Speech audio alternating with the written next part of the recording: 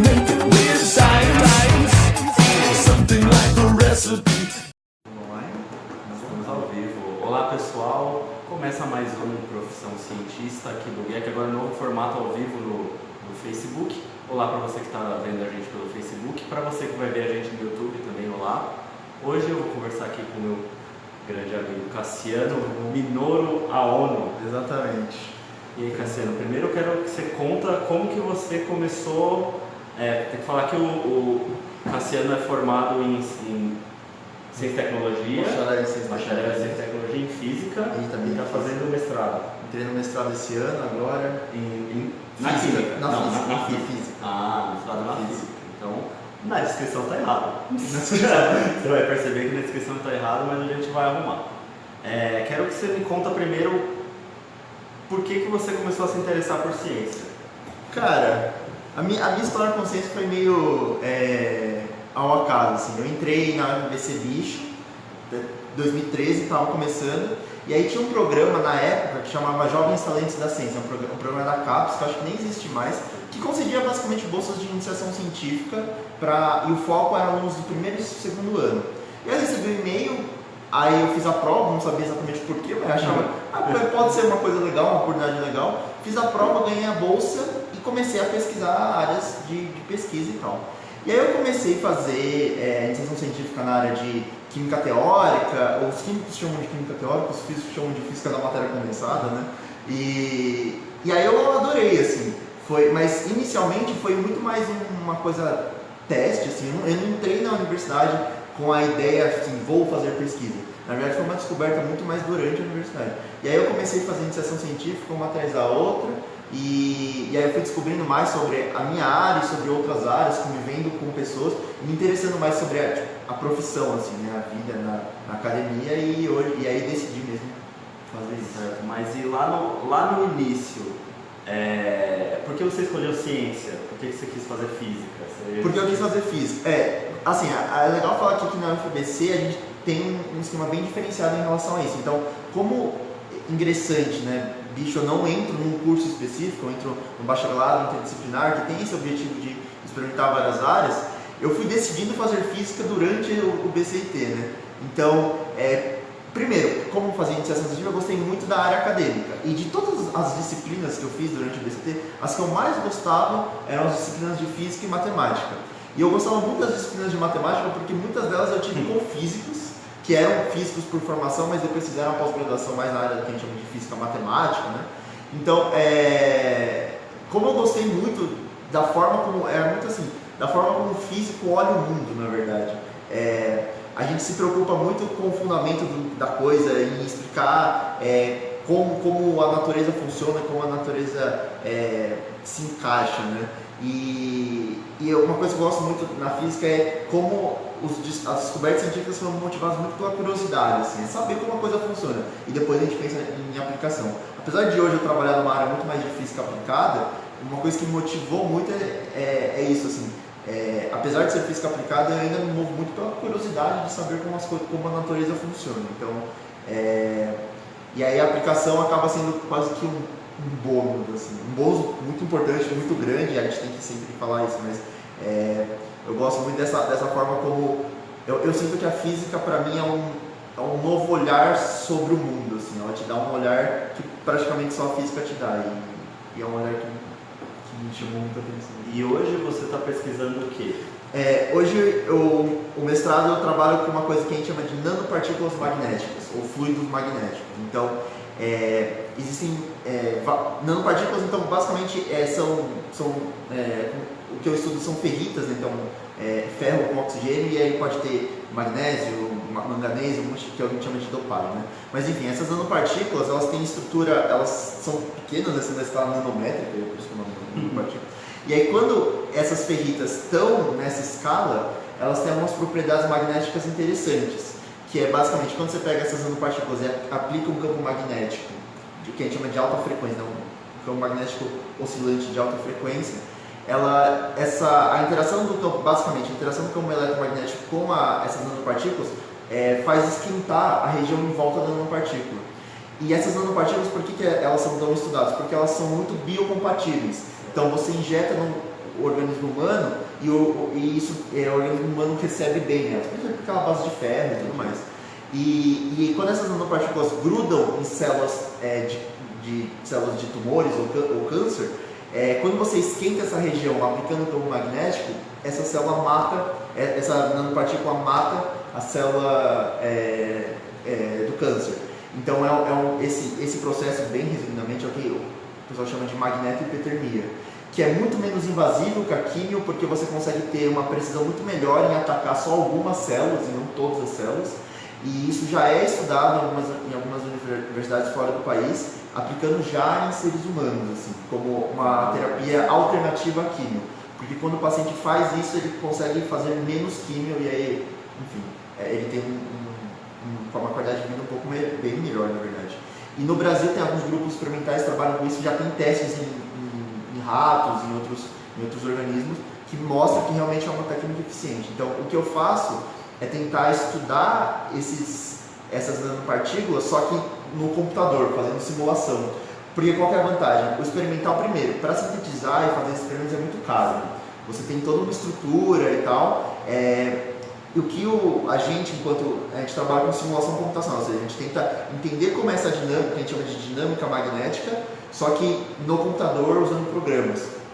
Então você consegue isolar as variáveis muito melhor e consegue falar para o experimental, falar assim, ó, vai mais nesse caminho, porque a gente acredita, os resultados teóricos e computacionais estão mostrando que esse tipo de nanopartícula é melhor, ou então esse ponto é importante você ver, e aí você consegue primeiro economizar recursos do experimental e você melhora a eficiência muito mais rápido. Né? Então são meio que, para a gente entender melhor, são 3 fases: a fase da teórica, que é a simulação, a fase de quem vai sintetizar o material e o teste. Exatamente. E essa parte da teórica ela ainda tem 2 divisões, né? Porque existem alguns físicos que trabalham com a teoria mesmo, ou seja, você tem uma equação que descreve essa magnetização e tudo mais, e essa equação tem que ser resolvida, e muitas vezes ela não tem solução analítica, então alguns físicos tentam estudar a teoria mesmo, e aí teoria e simulação caminham juntos, né? E elas dão, digamos, informações e uma base para que o cara dentro do laboratório não fique simplesmente tentativa a erro, que ele consiga partir para uma coisa mais direcionada, com mais foco. Assim. Essa estrutura acontece muito na ciência atualmente, não só nisso que a gente está falando, porque com o desenvolvimento das tecnologias, os computadores estão aumentando cada vez mais o processamento, então a gente está conseguindo simular sistemas muito complexos, assim, e é muito bom assim, essa tríplice, né, entre teórico, experimental e computacional, né? Isso tem acontecido bastante. Certo. E você sempre pesquisou isso ou essa linha de pesquisa? Não, essa linha começou agora mais no mestrado. Durante a graduação na iniciação científica, eu também trabalhei com simulação, só que um outro tipo de outros sistemas que eu estudava células solares. Então, basicamente energia renovável. Eu estudava um sistema que eram células solares sensibilizadas por corantes, né? Então, basicamente você tinha lá 2 eletrodos e quando você jogava a luz, você tinha a excitação eletrônica do corante, né? Que nem o pessoal quando estuda em química, lá, aquele 1S2, 2S2, né? Fazia a distribuição eletrônica e o elétron ia para um nível mais alto e fechava um circuito elétrico que fazia gerar energia elétrica a partir do sol, né? Então é um dos tipos de célula que a gente chama de célula fotovoltaica, né? Mas aí eu fazia simulação também sobre como otimizar esse processo e tudo mais. Mas então essas 2 coisas que eu falei estão dentro na grande área, que é simulação e física da matéria condensada. Mas elas são, uma é uma coisa um pouco mais que a gente chama de física de materiais, né? E a outra é mais, o pessoal chama de biofísica, física médica, enfim, esses nomes mudam. É interdisciplinar, né? É interdisciplinar. Química, física, medicina, talvez um pouquinho. Exatamente. Você tem muita gente nessa área que tem formação de farmacêutico, ou então um químico que depois faz pós-graduação na física, ou físico que faz pós-graduação na química. Então eu gosto muito dessa área justamente por causa disso, ela é muito interdisciplinar. Bacana. E, Cassiano, eu queria te perguntar, o que é ciência para você? O que é ciência para mim? Rapaz, eu gosto muito daquilo lá daquela definição que eu falei atrás. Acho que ciência é uma maneira de olhar para o mundo de uma maneira um pouco mais crítica, assim, sabe? Sem muitos eu não gosto muito desse negócio sem muitos dogmas, assim, sem muitas verdades absolutas. A ciência ela é uma forma de entender o mundo e explicar o mundo, pelo menos as ciências naturais, né? Explicar a natureza, mas sempre aceitando a sua ignorância, aceitando que a gente nunca vai saber tudo, a gente sempre faz um recorte da realidade. Então, o que eu mais gosto na ciência é isso. É uma forma de olhar para o mundo, descobrir o mundo e as leis da natureza, mas sempre aceitando a nossa ignorância enquanto ser humano, sabendo que o ser humano faz ciência, o ser humano erra, o ser humano tem limitação. Acho que isso que é assim. Legal também a gente falar um pouco da divulgação científica. Você participa também aqui do nosso Guia dos Entusiastas. E eu queria te perguntar o que te motiva nessa área de divulgação? Porque geralmente quem é da pesquisa dura não liga muito. É muito comum. Uma coisa que me motiva muito, assim, na verdade isso me motiva em muitas coisas na vida que eu faço, que é a questão da democratização. Eu acho que a academia, as universidades, principalmente no Brasil, elas se fecham muito nelas mesmas, né? Que o pessoal sempre fala, é muito comum a gente ouvir. É o cientista falando para o cientista. Eu acho assim, é necessário a gente ter uma linguagem técnica aprofundada, porque a ciência só vai avançar em coisas que realmente são complexas. Não tem como você botar, que a gente fala de limite da ciência para todo mundo, porque você tem anos de estudo e pesquisa para você chegar no limite. Mas a gente tem que quebrar um pouco as barreiras da universidade, sabe? As pessoas fora da universidade têm que entender que o que a gente faz aqui dentro tem fundamento e é muito importante. E que, historicamente, os avanços dentro da academia moldaram muito os avanços na sociedade, né? Então, aquela coisa que a gente fala, a ciência, a tecnologia não é desvinculada da sociedade. E eu sinto que divulgação é muito isso, a gente se esforçar para fazer as pessoas que não são da nossa área, não tiveram a oportunidade que a gente teve de estudar isso, entenderem a importância disso e como que dentro da universidade não é uma coisa desvinculada da realidade dela, sabe? A pesquisa faz parte do dia a dia das pessoas, então é muito isso. E o outro lado também é muito sobre motivar as pessoas a virem mais para cá, né? Então, a motivação que eu tive para estudar a ciência veio muito de divulgadores científicos, né? Então, conversar com pessoas que tinham essa, acho que um pouco humildade de falar, você não precisa ser um expert para gostar de ciência, sabe? Eu acho que é muito isso. Então,